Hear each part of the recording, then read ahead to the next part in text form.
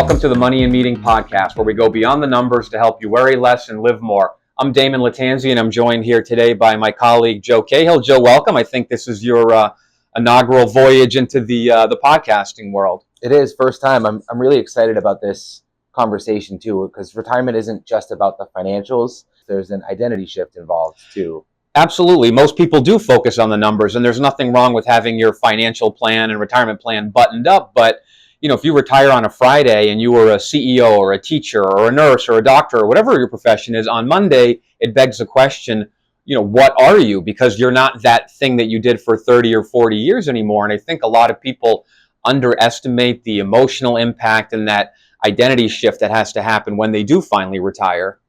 Right, and I think a lot of people underestimate too the amount of time that it will take them to, find their retirement legs, like we say all the time. And people think that they're going to wake up the next day and just know what to do and know what's going to be important to them. And you're right, it takes some time to kind of find that purpose. I usually tell people to plan on at least 6 months to a year of getting those retirement legs underneath of them, because I read this in the guide that we're going to offer for people if they want to download it. When you retire from your job, you get back 2,000 hours of extra time each and every year. And that's a lot of time to wonder, okay, what am I going to do and who am I? But it's okay to give yourself permission to be a little stressed, to feel a little off balance. You can't do something for 40 years and one day wake up and expect this retirement puzzle to completely fall into piece the way you might think it will ahead of time.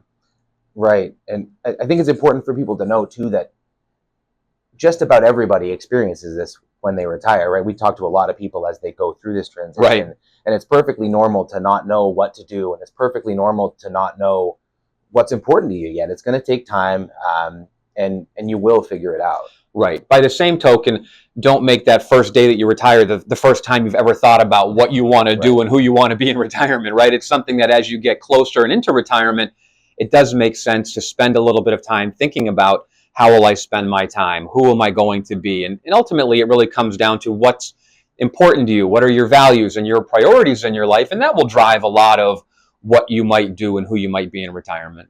Right. And we see a lot of people lean into the things that were their hobbies in their free time when they were working, or the time that they now have free to spend with their family. And I think it's important just to find what's important to you and dive into it. Absolutely. And a simple way to do that can be to write down what are things that you feel like you never had enough time to do, right? Gee, I like to golf, but when I'm working, I can only do that 1 day a week. Well, gee, now you've got 7 days a week. Maybe you want to golf 2 or 3 days a week. Or I've only had 3 weeks of vacation a year and I couldn't do what we wanted to do, and now I want to go to Europe for 2 weeks, or I want to stay in Florida for a month. So really start to think about it, maybe just even write down what are those things that you might want to do. It could be any of those. It could be spend more time with my grandkids, right? Once I had kids of my own, my parents didn't seem to care about me at all, and all they wanted to do was spend time with the grandkids, and they were both retired and had the time to do that. But, figure out, like you said, what's important to you and focus on those areas to start. Mm-hmm. My dad is semi-retired, he calls it. He retired fully, he works part-time, and one of the things that he does now is every Friday he gathers the whole family together and he takes them to this public skating arena. He really liked ice skating, right, hockey. So it was important to him to pass that on to the third generation, right? So right. It's exciting to see him lean into that. Yeah, and there's no one right answer. My mom was a school teacher. She retired once when my brother and I were born, and then raised us as a full-time job, and then went back to teaching later on, and then ultimately retired. And for her, she hit the ground really running in retirement. She's very social. She has a lot of friends, big network. So for her, that transition the second time was much easier. My dad owned his own business, and I think that was where he spent all of his time, was working in that business. It was very hard for him to disconnect from that, because that was his baby in a way that he built over 50 years. So the point is, it's going to be different for everybody, right? Some people will be able to hit the ground running, but some people, it might take 6 months or a year or even longer to figure out what are they going to do with this extra 2,000 plus hours a year that they've now got on their hands. Right.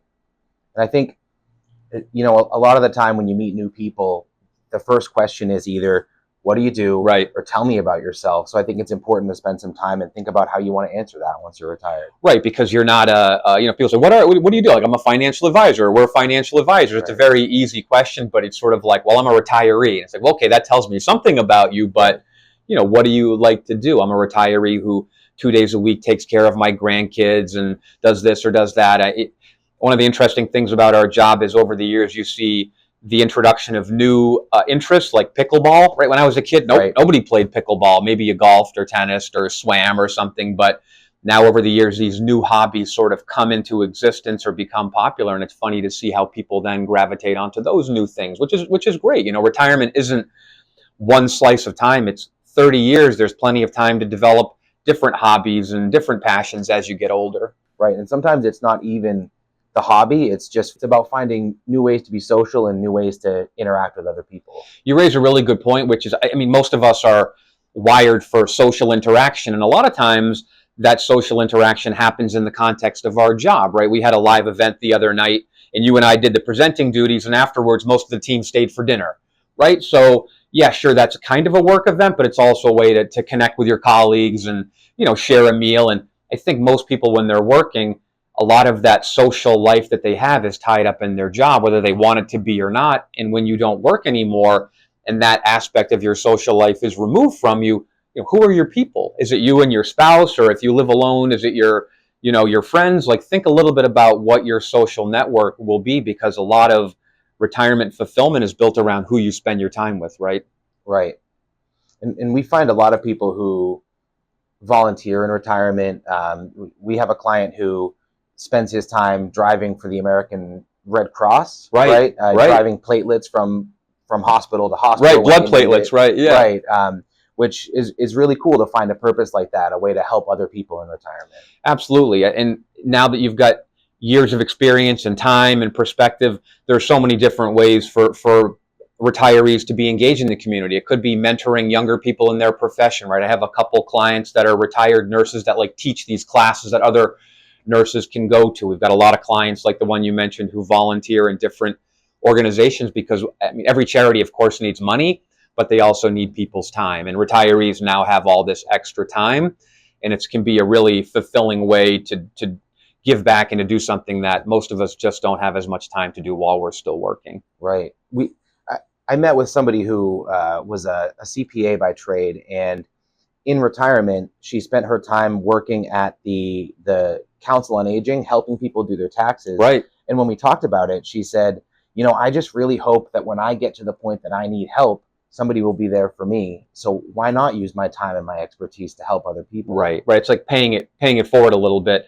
Just want to come back to something you said a few minutes ago, which is part-time work, right? Retirement doesn't have to mean that you don't work at all. And the example of your dad, it sounds like he's probably really not doing it for the money. It's more like, it gets me out of the house. It keeps me in a routine, because while we're working, it's very routine driven, right? I'm a creature of habit. I wake up every day. I work out at 5:30 in the morning. I get to the office by 7:30. I work during the, sort of like this pattern that you repeat. And when you retire, what is that pattern? You don't have to wake up at a certain time. You don't have to go to the office anymore. So thinking a little bit about how can I build a new pattern, and a part-time job, maybe something that's, limited stress or that doesn't take a lot of time, still gets you out of the house. And yeah, you earn a couple extra dollars, but it's really about the connection and the time and just finding a way to feel useful, I guess would be the way to say it. So I think that was a lot of great thoughts on who you are in retirement and finding a new routine and finding those things that matter to you and can take up those 2,000 hours a year that you're now going to have on your hand, which is an amazing thing, but also a little bit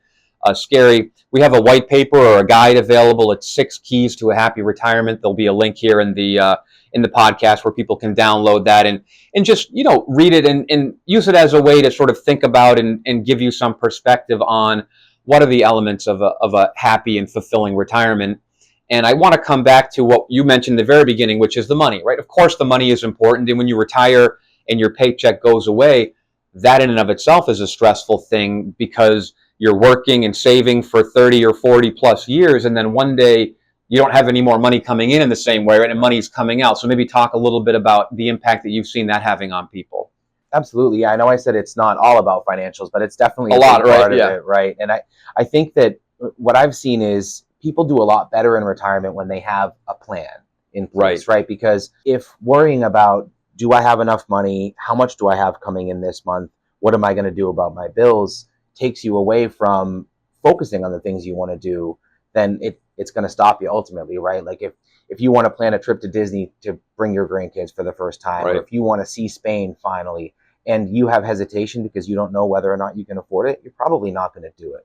Right, and there's a definite psychology around people that are savers, which most of our clients are savers, right? They built up whatever nest egg they have by working and saving and sacrificing and maybe going without doing some things while they were working, and then they get to the proverbial pot of gold at the end of the rainbow, and it's hard to just change that mindset from saving to spending, but it's in a way giving yourself permission that it's okay to spend. And you really, I think, hit the nail on the head, which is if you have a plan that lays out in details where will your income come from, how much can you spend on sort of your basic bills, how much can you spend on the fun stuff, that plan gives you a place to come back to. And I think for us, when we're working with clients, to validate, like, hey, yeah, you can do that cruise to Greece, you can take your entire family, including the 4 grandkids, to Bermuda or whatever it is. But if you don't have a plan, you're sort of left wondering, I wonder if I can do that, or if I'm doing it and you're in the moment of doing it, can I really afford this? And that's not a headspace you want to be in when you're in Disney, riding Space Mountain with your grandkids or whatever it is.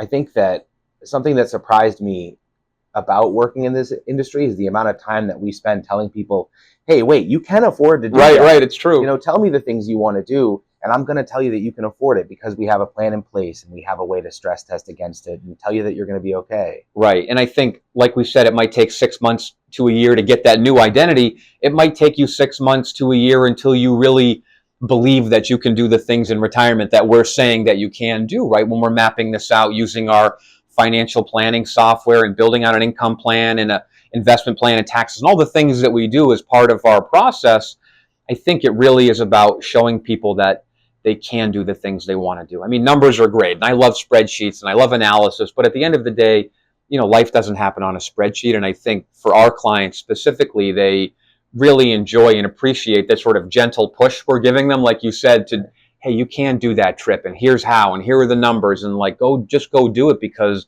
once you're 85 years old, you're probably not hiking the Grand Canyon or, walking the cobblestone streets of Italy. It gets harder as we get older to do certain things. There's a window of time to like go out and do them. Right. And I think that I like to call what we do an accountability partner, right? And some of that is saying, hey, maybe you can't afford that second house in the Cape. Right. But a big part of it is you can afford to do the things you want to do and allow us to hold you accountable. Right. And I think our role in that process is not to tell people what they want to do. It's for them to tell us, here's what's important to me. Here are my retirement goals and the things I want to do. And that could be anything from, yeah, we want to spend all the money on ourselves and the heck with the kids, they'll be fine, to, no, we want to leave a substantial legacy for our family, and that's important to us. And whatever someone's goals are, if we can understand them, we can build a plan around how to make sure that those goals are fulfilled and that they're able to do all those things, including leaving money to the next generation. Because, no person's retirement dreams and goals are the same, but there's a lot of overlap. And, we see and hear a lot of those same things. So we're used to building plans and structuring analyses around what it is that people want to do. Right. And to circle back to the beginning, step one is figuring out those things, figuring out what's important to you, figuring out what you want to do, and tell us and let us handle kind of what happens in the background. Right. You figure it out. Okay, we want to go to Florida for 3 months every year. Great. There's a cost associated with that. We can put that into the budget, so to speak, because we roughly know, and the clients often know, what it will cost to do certain things. So once you have the vision and the dream, we can sort of start to work into, how do we put a plan in place, income-wise, investment-wise, tax-wise, to make sure that you can do all that stuff regardless of what happens in the stock market or what happens with taxes, right? There's going to be bad stuff that happens in the world. You just don't want that to knock your plan off course. Right. And, the importance of having a plan, right? If I told you tomorrow that I needed you to drive to Orlando, Florida, right? If you just got in the car and hoped you got there, it probably wouldn't go very well. You're at least going to look it up. When I was a kid, we would print out the MapQuest, right? Right. But you're at least going to punch it in your GPS and let it bring you there. Yeah, and it's a funny thing. I think I used to sort of say this to people, and they would nod their heads, which is a lot of people spend more time planning like a vacation while they're working than they spend planning their retirement, because I think there's this fear of the unknown. Retirement is this big thing in people's minds, and yeah, you don't have to overplan it, but it does make sense to give it some serious thought, right? We talked about your goals. We talked about what you want to do. Who will you be in retirement? And we talked a little bit about building a plan to support those things. I mean, even if you're already just retired and you haven't figured out, it's okay, but it'll work better and be less stressful if you give it some thought ahead of time. Right. It is one of the only things that we will only do once. For most people. For most people, right. Yeah. Right. Joe, I think that was a great conversation. I think we covered really the key areas. So folks, as you're watching, remember that you can click the link and download the 6 keys to a successful retirement. You can schedule a time to meet with one of us here in the office to answer those questions, right? You don't have to go this retirement journey alone. Certainly you can attend one of our live events. We have many live events here locally at various restaurants where we talk about taxes and retirement planning and key topics that people are thinking about and worried about. So you can click the link, check out our website, and see all those dates. And I think just to wrap up today's show, retirement isn't a destination, it's a journey. And it's not about closing the book. It's a new chapter in your life. And it's a great chapter to do all those things that are important to you that you never had the time or the ability to do before. Well, now you have that time. But in the same token, it can be a scary thing, right? It's a lot of unknown out there. And the more you're able to plan and think about that, right, emotionally, financially, all the things we talked about, the more that retirement journey will be something that you enjoy and will find fulfilling and spend that time with the people that are important to you in your life. So on behalf of Joe Cahill, I'm Damon Latanzi. Thanks a lot. We'll see you here soon.